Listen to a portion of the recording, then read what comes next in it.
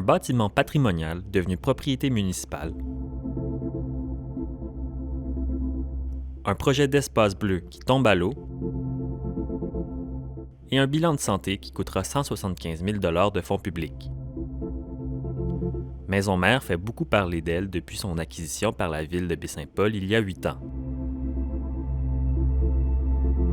Josette Tremblay, directrice générale de l'organisme en charge de l'ancien couvent, s'est assise avec nous pour discuter de ce qui se passe actuellement à Maisons-Mères, en plus de nous offrir une visite exclusive des différents pavillons. Josette Tremblay, bonjour. Bonjour, cher Félix. On se rencontre aujourd'hui pour parler de Maisons-Mères. Ben oui! Comment ça se porte, Maisons-Mères? Parce que là, la Ville a annoncé récemment faire une espèce d'audit pour 175 000 $ de Maisons-Mères pour faire une espèce de radiographie de comment ça se passe, Oui. Maisons-Mères. Comment ça se passe? Alors, il y a le maison-mère physique, c'est-à-dire les bâtiments, puis il y a le maison-mère chaleureux, humain, c'est-à-dire qu'est-ce qui se passe à l'intérieur du bâtiment. Fait que la Ville, je pense que c'était important puisque les bâtiments lui appartiennent et qu'ils ne sont pas encore complètement...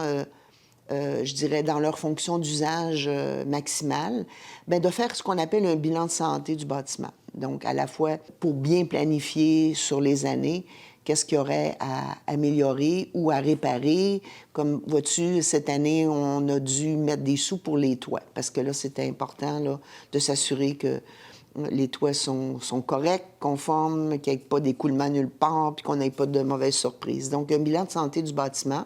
Et il y a aussi tout le travail qu'on fait avec les spécialistes, les employés de la Ville, sur, à l'intérieur du bâtiment, quels pourraient être les usages des blocs qui ne sont pas complètement utilisés dans leur entièreté. Comment on peut regarder ça avec un bâtiment qui a des années de construction très, très différentes, avec des normes du bâtiment qui n'étaient pas les mêmes, tu sais, je sais pas, en 1912 ou en 1950, et aujourd'hui. Donc, aujourd'hui, Maisons-Mères, au niveau du bâtiment, bien, elle doit répondre aux normes de la RBQ, Régie du bâtiment.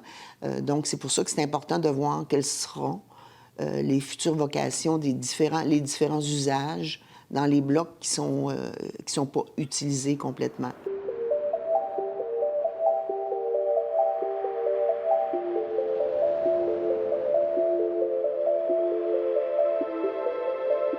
Il y a des secteurs, des sections de Maisons-Mères qui ne sont pas utilisées. Il y avait le projet d'espace bleu qui a finalement été abandonné. Qu'est-ce qui se passe avec ça? Bon, alors l'espace bleu, on ne fera pas l'histoire. Les gens pourront aller lire. Là, tu sais, le gouvernement avait des grands projets de développement historique dans les régions. Pour ce qui est du B.A.B.A., là, moi, je ne suis pas au fait avec la Ville, avec le gouvernement, mais tout ce que j'ai su, moi, c'est qu'on a récupéré le bloc 6, qui est le bloc qui est le plus à l'est. Bon, bien maintenant, qu'est-ce qu'on va faire avec cette vocation-là? On a eu la possibilité de regarder pour l'hébergement, parce qu'on a quand même un partenaire important avec le Club Med, avec lequel on a re-signé, d'ailleurs, je suis très fière, un beau 3 ans avec eux. Donc, on doit loger leurs travailleurs. Il y a une bonne partie quand même de Maisons-Mères qui est dédiée à du logement pour travailleurs. Est-ce que tu penses que Maisons-Mères peut avoir un rôle à jouer dans la pénurie de logements dans la région? Et c'est une discussion que j'ai, je pense, depuis que je me suis assise sur la chaise de la direction. Premièrement, j'ai une préoccupation personnelle de ça. On manque de main-d'œuvre. Qu'est-ce que tu veux? Au Québec, on est une population vieillissante, donc on a besoin de main-d'œuvre. Il y a des gens qui veulent venir vivre cette expérience-là. C'est pour ça que nous, par exemple, avec le Club Med, tu sais, on a vraiment mis l'emphase sur un milieu de vie, puis le milieu de vie, on l'a élargi aux locataires aussi. Tout ça pour te dire qu'on est très préoccupés. La Ville est préoccupée elle-même aussi. Et on a ce regard-là. Comment on pourrait éventuellement... par exemple, j'ai un bloc qui est le bloc 4, qui fait partie des blocs qui ne sont pas ouverts au public, là, mais qui était autrefois vraiment un bloc où c'était des chambres des religieuses. Bon. Alors, il y a des chambres déjà, là. C'est pas la question. La question avec la Régie du bâtiment, c'est tout n'est pas aux normes. Donc, je ne peux pas coucher des gens présentement là-dedans. Donc, il y aurait à regarder. Puis la préoccupation est là, je te dirais, très, très forte.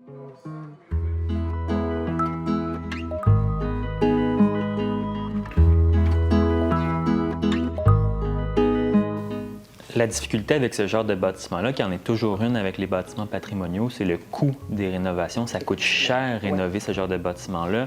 On l'a eu avec l'INRS qui, certes, pour l'instant, est installé dans Maison-Mère, mais a préféré se faire construire un nouveau bâtiment plutôt que d'investir dans des rénovations d'un pavillon. C'est un obstacle, j'imagine, au développement, ça. Oui, c'est clair, Félix, je ne te cacherai pas que la particularité, c'est un bâtiment patrimonial, donc il y a des choses qu'on souhaite qu'il demeure comme signature. Tu sais, par exemple, ici, on est dans la salle de lecture. Bien, les belles armoires que vous voyez, bibliothèque, tu sais, ça serait dommage de se dire, OK, on enlève tout ça, puis tu sais, que le bâtiment devienne avec moins d'esprit, tu sais, de signature particulière. On est dans une phase où toute l'énergie, puis le travail qui a été fait par les directeurs précédents, bien là, commence à porter fruit. Et puis, en prenant des bonnes décisions de qu'est-ce qu'on va faire dans les bâtiments, ça va rapporter des sous qui vont retourner, bien sûr, à la ville, puis qui va faire en sorte que Maison-Mère va devenir plus autonome aussi financièrement, va pouvoir gérer les projets, continuer à faire des choses, mais à offrir à la population des services aussi. Il faut le voir aussi comme ça. Bien, merci beaucoup. Alors, on part à faire notre petite visite? On part à l'aventure.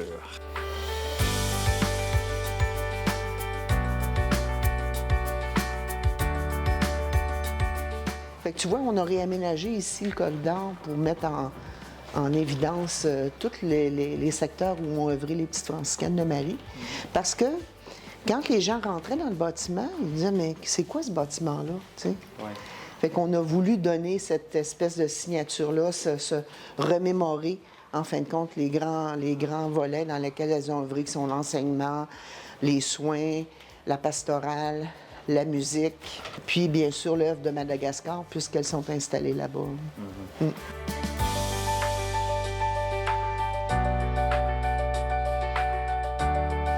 Donc, tu vois, c'est facile d'accès. Les gens qui rentrent par l'entrée principale ou par la porte 14, qui est la porte du côté ouest. Donc, ce qui est intéressant, comme tu vois, dans cette salle-là, c'est que ça fait un beau petit milieu de vie. Il peut y avoir jusqu'à 40 personnes. Là, on veut un petit peu améliorer encore. On veut ajouter un frigo pour que les gens puissent avoir une collation. Il y a un petit coin où ils peuvent s'asseoir pour jaser. Ça, c'est également une salle qui est disponible à la location. C'est oui. Ça, comme la oui, salle comme de la lecture. salle de lecture qu'on appelle la salle des archives. C'est quoi le taux d'occupation? Est-ce que c'est tout le temps loué ou à l'inverse, que c'est tout le temps vide? Cette année, on n'a pas fait de pub officielle, comme je te disais. Donc, on a eu quand même un bon niveau de location, mais ça nous a permis de voir les besoins. Les gens disaient « Ah, il manque telle chose, peut-être ça serait bien qu'il y ait telle affaire. » Donc là, on a bonifié les salles. On les a aussi décorées et aménagées parce que je trouvais ça important que les gens sentent que c'est chaleureux aussi, Maison-Mère, puis qu'on a notre signature.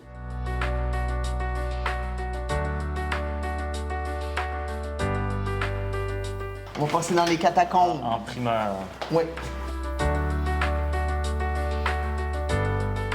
Donc, là, je vous amène dans le salon, cuisine, lounge qu'on a créé comme milieu de vie pour l'hébergement des travailleurs du Club Med.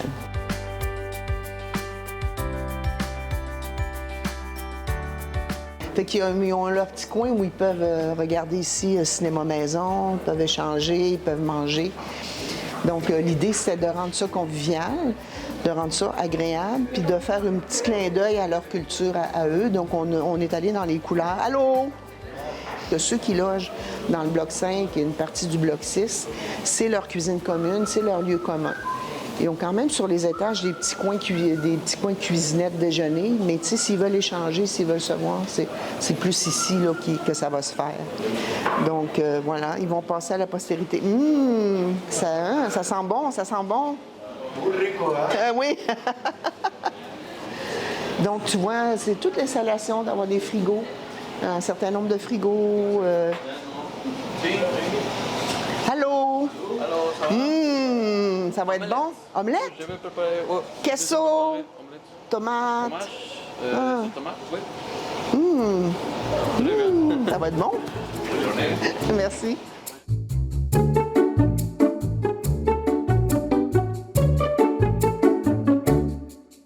là, on est comme en ligne droite avec l'entrée principale. Alors, quand les gens viennent dans la grande salle, qui n'ont pas de difficulté à se déplacer, bien, ils rentrent par l'entrée principale, puis là, ils se dirigent ici vers la grande salle. Moi, je trouve que c'est un lieu exceptionnel. Autrefois, c'était la salle de réception des religieuses. On a fait beaucoup de parties d'employés, de réunions d'employés. Les sœurs s'en servaient pour elles aussi. Donc, tu vois un peu les capacités de salle. Là, on est vraiment capable de mettre 225, 230 personnes assis sur des chaises. Il y a une scène, donc on a un écran. Derrière, il y a une loge, il y a une toilette. Il y a tout ce qu'il faut aussi pour les gens. On a accueilli d'ailleurs des spectacles. C'est ici qu'on fait nos spectacles, je dirais, thématiques et inclusifs. Pour que la communauté mexicaine, qui sont nos chambreurs, puisse rencontrer la communauté de Charlevoix. Il reste encore des petits bouts à arranger. Il y avait, j'ai eu certaines normes qu'il fallait que je respecte au niveau du service incendie sécurité. Donc, voilà. Puis, à partir du mois de janvier, ça va être une salle qui va être bien annoncée avec les tarifs abordables, là, très intéressants pour les gens, pour la louer.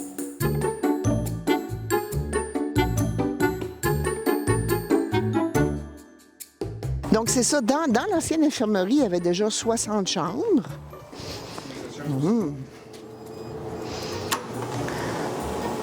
Allô?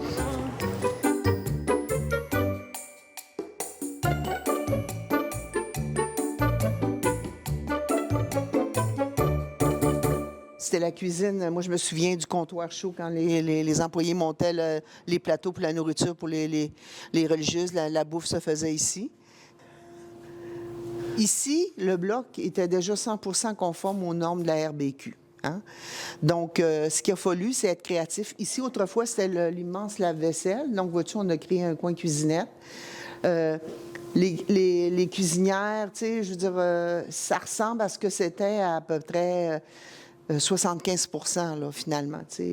Les comptoirs n'ont pas changé où tu as les lavabos, les cuisinières étaient là. Ici, au lieu du comptoir chaud de service, bien, c'est rendu une place où ils peuvent s'asseoir pour manger.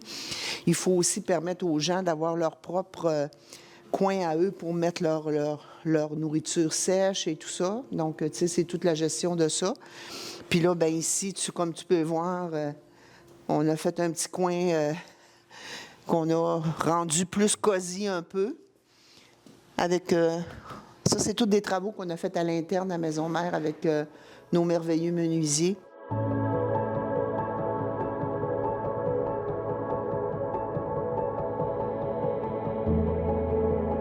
Donc ça, c'est un peu comme à Maison-Mère, notre salle est un peu multifonctionnelle. Vous voyez qu'on veut qu'ils s'entretiennent, qu'ils soient en forme.